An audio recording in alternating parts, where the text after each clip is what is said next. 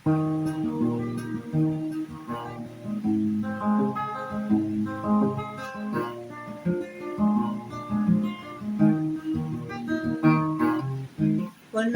ka bang napapansin sa iyong mga kapaligiran?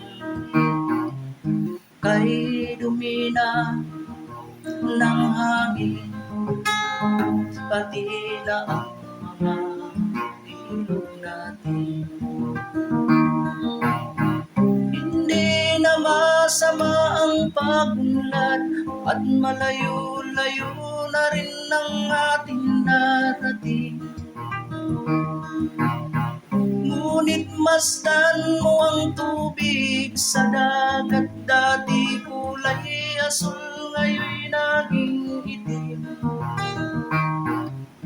Ang mga duming ating ikinalat sa hangin, sa langit, huwag na nating paabutin. Upang kung tayo'y pumanaw man sa riwang hangin, sa langit natin matitikman. Mayroon lang akong hinihiling, sa aking pagpanaw sana'y tagulan. Gitara ko'y aking dadalhin, upang sa ulap na lang tayo magkantahan. Ang mga bata ngayon lang isinilang, may hamon pa kayang matitikman? May mga puno pa kaya silang aakyatin? May mga ilog pa kayang lalamuyan? Bakit di natin pag-isipan ang nangyayari sa ating kapaligiran?